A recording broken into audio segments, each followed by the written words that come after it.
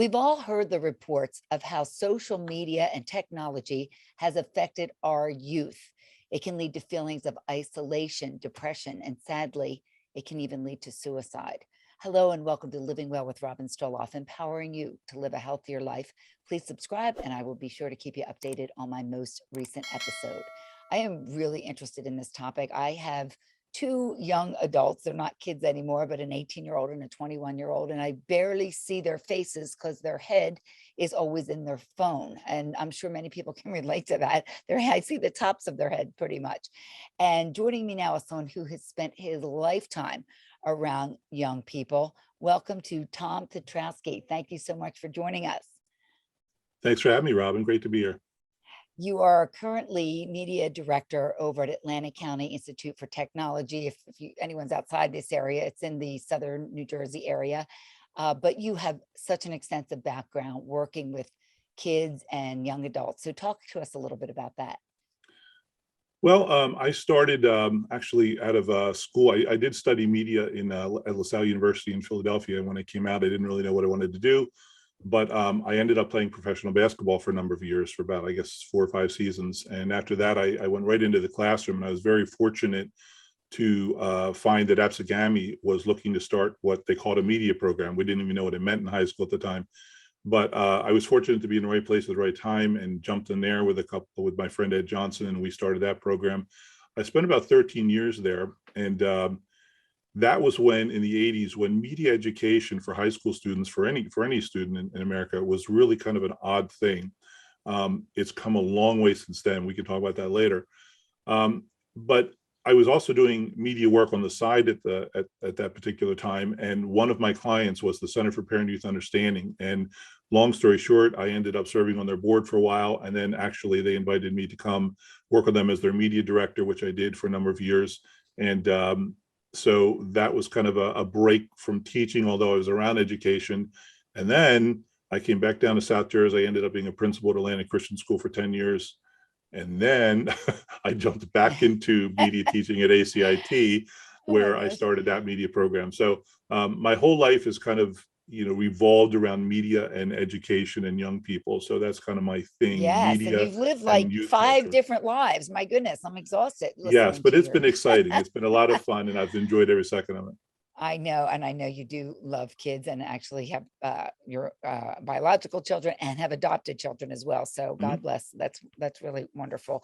So let's talk a little bit about this, because we see the reports about this, that social media has really impacted kids, and add to that a global pandemic, and it's just a recipe for disaster right now. I mean, kids really feel more isolated than ever. Unfortunately, in most cases, they're all back to school again, but there's still, this pandemic hanging over our heads, and they've missed so much time. I mean, my son missed his first year and a half pretty much of college, and my daughter missed her senior year of high school, and you just don't get that time back.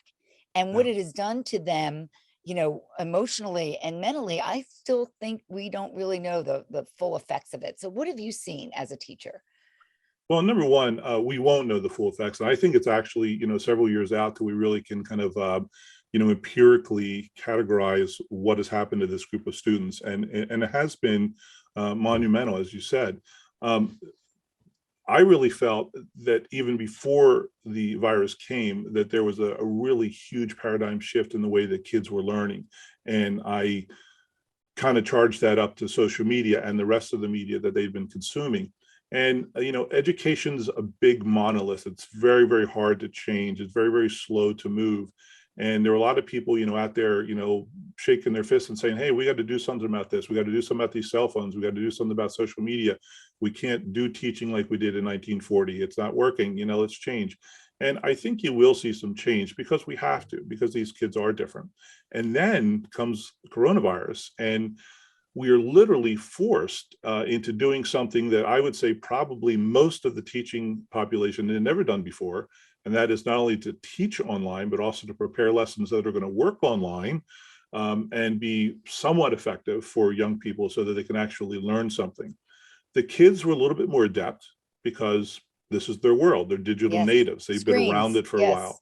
But for teachers and parents, let's throw them in there too, it was really, really tough. And I don't think anybody really will understand how hard it was and is still on teachers to kind of jump into that as quickly as they did and make changes. I mean, we're talking about taking curriculum that some teachers have taught for 20 years and adapting it into a whole new vehicle that they have to deliver in a digital medium. I mean, they're I mean, exhausted. They're my exhausted. sister's a teacher. I give you guys so much credit. I really do. I don't know how you do it anyway, but to do it through a pandemic and online, I mean, God bless you all for that. And, I think parents got a real taste of what teachers do, looking over their kids' shoulders, trying to help them. And Mm, in my case, with tears coming down my eyes, pretty much, I'm exaggerating, but that's what I felt like, yeah, because it's exhausting. It is really yeah. hard to I thought it was kind of help funny them. in the beginning because when the coronavirus first hit and kids were home and parents were trying to pick up the slack and teach, there's all these TikToks and Instagrams out there where parents were celebrating teachers and saying, "I'll never yell at you again. Oh my gosh, the job you do." I'll tell you what, within a couple of months, it was like, "Get these kids back in school. What's wrong with you teachers? Do your job." Yeah, They flipped on us really quick, but yeah. they gave a little taste anyway of As what's it will going on. happen, Yeah. absolutely. So let's talk about, what social media and technology, we'll throw that in there because there's gaming, there's all of that, really does to a kid's brain. One of the things I have to say I've noticed is that kids are much quieter. I mean, I saw this bus stop over at Stockton College the other day. I went by it, and there were 6 kids sitting there, and they're all on their phones. Hmm? Nobody was talking to each other. They're all just in their own little worlds. And I don't know if it's maybe a crutch, like a mechanism. They feel safer with their phone in their hand, but they're losing these social skills, and they don't chat. They don't talk to each other. I don't know if you see that, but that's kind of what I've observed. No, I think you just hit on about five huge topics that social media and teenagers are involved with right now, and one of them is that you mentioned like the whole passive environment of social media. These guys and girls are just really sitting around often and not even communicating or talking with somebody necessarily online, but they're surfing, they're exploring, they're watching, they're lurking. They're just kind of quietly, like you said, consuming this media, and they could go hours and hours and hours doing that. And while they're doing that, they've also got music on their headphones going. They might have something on their television. They're watching YouTube or some other kind of thing, or Instagram Talk there. about They might have 4 multitasking. or 5 different medias going, and they're not even making a peep. It's really, really odd. I watched in the front of my school, ACIT Mace Landing, all the kids were coming off a bus up to the door. And, in my day, that would have been a really, really loud, chirpy, interesting, exciting kind of walk up that little hill, because everybody would be talking and joshing and pushing each other and laughing and everything. I guarantee you had to be 99% of these kids had their face buried in their phone with their hoods on and the earbuds in and walking up in total silence. It was like a zombie army just kind of like slowly creeping up this hill. And I said to my friend, I said, "Look at this." I said, "Let's take a picture of this." It was just absolutely crazy, That isn't that ugh, that just goes up my spine when I think about that, because how are they forming friendships? How are they going to exist in the world without the skills to be, social Yeah. with other people? It's very sad. And you know what? They might not even need it, because they may work like this online, virtual. Who knows? Well, true. But the other thing you mentioned, and let's make that number two, is that a lot of the communication that they are doing and are learning is called indirect communication. And that is that the person that they're actually communicating with is not really there. They're not always looking at a face like you and I are right now. Mhm. Sometimes it's not even in real time. So when we teach communications in a communications class, we talk about how important nonverbal communication is, how a gesture can mean something. Politicians learn, how to approach another person from another country, or how to shake their hands, or how to bow, or how not to touch them, or how to even go through a door. I mean, it's huge. And that's direct communication. And that's kind of what we grew up with. And that's what we've learned is really, really important. To our young people today, direct communication is not that important.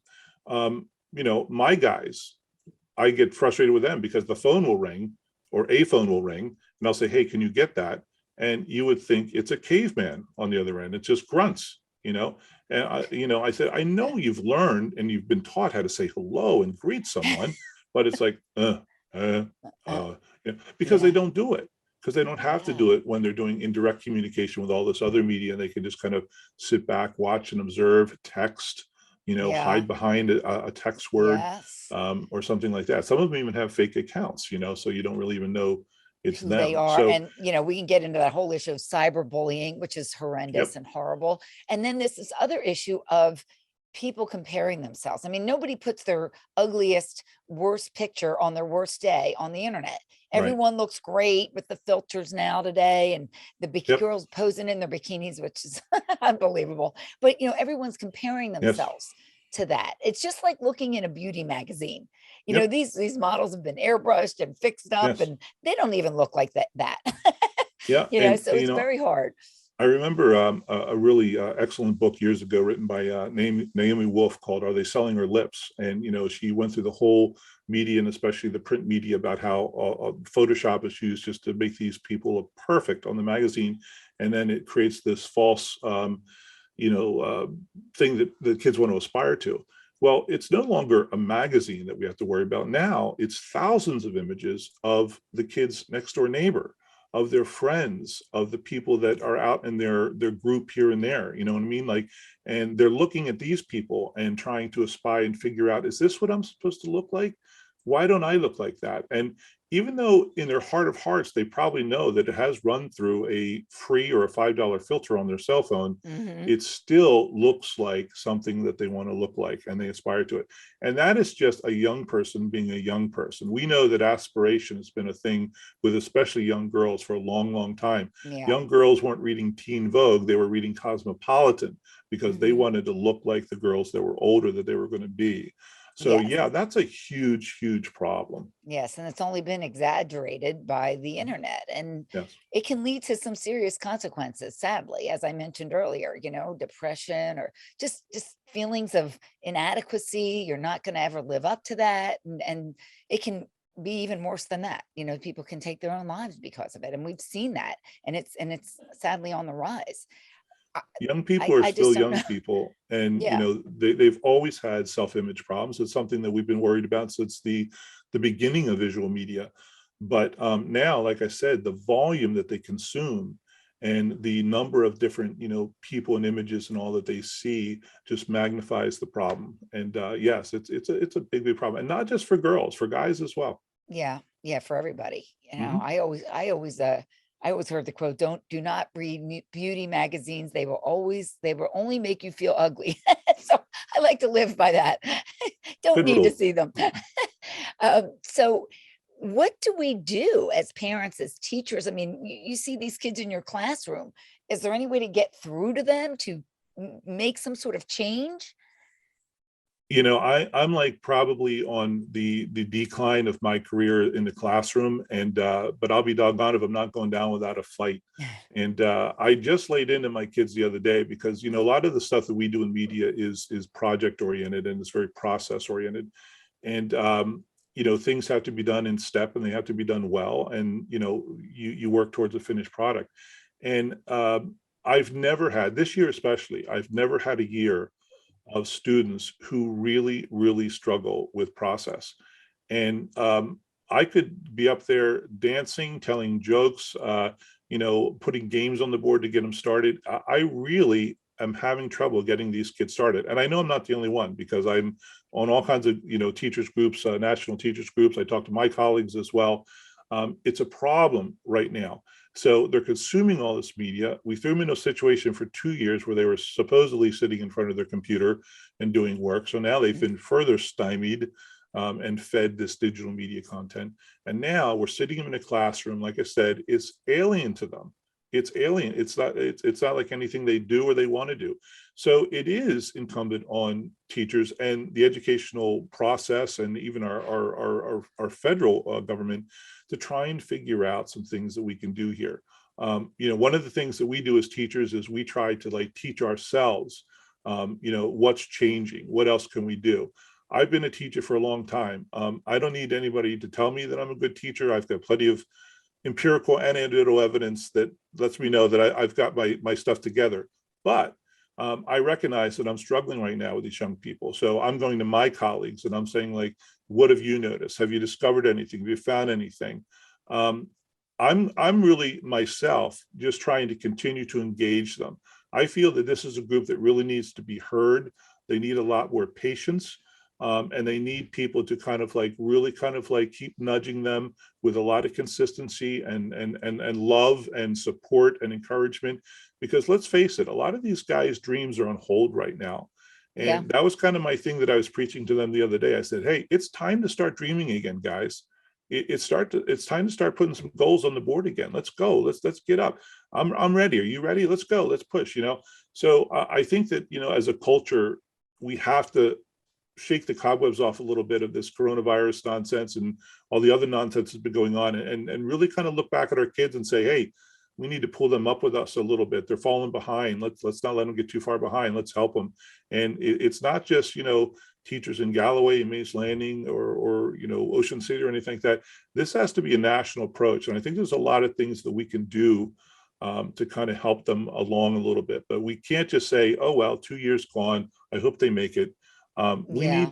need to be Yeah. pulling And, them and pushing them a little bit. I went through this course called Mental Health First Aid for Youth. I'm sure you're Mhm. familiar with it. And I thought it was such a great program. And it was basically like first aid or CPR for your brain. So if Yeah. you saw somebody that got hurt or broke their leg, you would try to help them. This is Mhm. recognizing signs of mental health issues. And so great the way that it was presented, and also how you would approach somebody if you felt like they needed some help, and what to say and how to address it. Or if your kid comes to you and they have a problem, you don't want to just go, ah, it's going to be okay, because it just dismisses them. You want to listen and hear them, and maybe you can't fix it, but at least you can listen and absorb what they're feeling. And I think sometimes we get so busy in our own lives, we don't always recognize those signs. And there's a lot of kids that I think really need that help. I think everyone should take that course, Mental Health First Aid. It's available online now, of course, like everything else, but it's something I think people really should look into. And also, one thing we do in our family, which is just a small thing, I mean, we don't really take phones away, but when we're having dinner, and we've had many more family dinners since COVID began, just because Mm. we're all together more, Yep. no devices during dinner.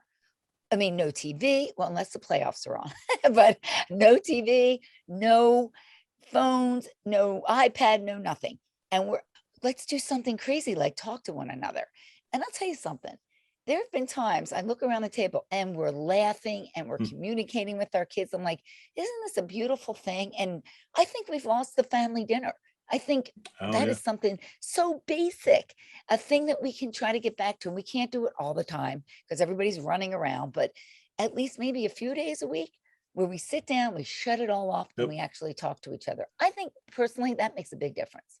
I think you hit on some really good things there. And the first thing I would say, like, parents need to model good media behavior as well. If your mom or dad is on the cell phone at the dinner table, you basically validated that behavior for your family. Even if you're on your cell phone all the time at home, you validated that behavior for your family. So I do think that we need to kind of like take stock in what we're doing with our media, and we got to make sure that we're not doing things that we're Yeah, trying sure. to That's get our like telling a kids not kid to do not to as well. smoke with a cigarette hanging out of your mouth. It kind of Exactly. like um, ruins the whole point. you mentioned taking kids' phones away. I'm not a big proponent of taking phones away, because these days, if you take the device away, you're taking away their whole connection to their whole life. Mhm. You're taking And away they're their going to friends feel almost naked. They're and going to everything. feel stressed by that, I Yes, think. Yeah. I do believe that you could perhaps say, hey, listen, because this happened, we're going to set a limit on this, or we're going to do this. I'm also not a big fan of, like, helicoptering, hovering over your kids' social media accounts. I think that social media is so big and so strange and so weird. As parents, we have to kind of be honest sometimes and let the kids teach us what it is, and really kind of count on honesty to say, listen, your health, your mental health, your physical health is so important to me. You're such a beautiful person. I don't want people to hurt you, and there's people out there that can hurt you. We have to, like, really lay it on the line with them and let them know why we want to know, and just not try to sneak around and see who they are and what they're doing. I think that's really big too, but that's really almost like, the new era of parenting. I mean, this is still really new for parents. So we're all Oh, trying to figure it out together for sure. and as soon as we figured out one medium, we finally figured out Facebook, they're on Instagram or they're on You Snapchat know or it. The next TikTok. thing's already coming. Yeah, I can't keep up with it. I know You it's can't. really You can't. difficult. It's tough for all of us. Yep. But I do think that's important. And another thing that I think as parents and maybe as teachers, we can try to do a little more is encourage some social interaction. Maybe Yes. get the kids in groups to talk with one another, or as parents, get the kids together, take them out somewhere, do something together socially that doesn't have to do with technology, maybe Yeah. bowling or whatever it is, take them to the Ocean City boardwalk, whatever it is, but get the kids together away from technology. And I just Yes. feel like that's on us. I mean, we Yep. have to be the ones that begin that. So easy to just put them in front of a screen, but that's not going to help them in Well, long remember, run. TV used to be the babysitter, right? Like, Oh, watch right. that show. But I think you're right on, Robin. I do, and sometimes the kids will make you feel really corny for doing it. But, say we're going to leave our phones in the car. We're going to go hiking today. We're going to go Yeah. to the beach, and we're going to bodyboard surf, or we're going to have a night of board games in front of the fire. Something just weird, off kilter, something different, and just enjoy the coininess of it, and say, like, I'm doing it because I want to be with you guys. I want to enjoy as much time as I can with you. And And you tonight might I'm not end going up to share having a you with the little rest of the fun. world, and you might have a little fun. Exactly. So And we usually you did, do. right? We did. Yeah, I Um, know. It is a problem, and it's a bigger issue than something we can, try to fix today. But it's Agreed. something for all of us at least to be aware of, and at least to Yes. think about it and maybe make little minor tweaks, as we go Yep. forward. I Yeah. tell my parents, like, think of it this way. My dad went to the malt shop to do all the things that teenagers want to do. I went to the mall to do all the things teenagers want to do. Kids today are going to their mobile phone to do all the things. So we're still dealing with teenager brains, teenager needs, but it's just a new place that we have to go meet them and find them. Yes, yes, we have to meet them there as well. We should educate ourselves a little bit more for parents who don't know much about social media. It's important to get involved in that as well, just so you have an idea of what the kids are doing. And you mentioned the group that you were with earlier in your career. Where can people go to learn more? Think that's a Yeah, great site. that's the Center for Parent Youth Understanding, also known as CPYU, and their website's very easy to remember. It's cpyu.org. So that's cpyu.org. All It right. was founded by Dr. Walt Mueller, who was my former boss. He's a very well-known lecturer, has been all around the world. He's written about 4 or 5 books at this point, and all about youth culture. And as I mentioned to you, I believe earlier, the site is a faith-based site as far as the way that where the organization was born, but they also do a lot of secular stuff as well. It's just a treasure trove of things for parents and teachers and youth leaders that want to know a little bit more about what's going on in youth culture. It's kind of like almost like a quick hit catalog from a place that tries to keep their finger on the pulse of youth culture. I am definitely going to go there because I would really like to see what the information that they have to say. And again, what is the website? cpyu.org. I will put that in the show notes. Thank you so much. And you are a youth culture expert. Thank Well, you I'm a for fellow sharing your traveler. knowledge. I don't know if I'd call myself an expert. I'm a fellow traveler, and Well, you trying to certainly figure it know out like youth, you guys are. certainly know youth, and you care about them. And I appreciate you sharing your knowledge and your background and all of your expertise with us today. Thanks for having me. Thank you, Tom Petresky. And thank you for being with me today for Living Well with Robin Stoloff, empowering you to live a healthier life. Again, don't forget to subscribe, and I'll keep you updated on my most recent episode. Till we see you next time, please stay safe and keep living well.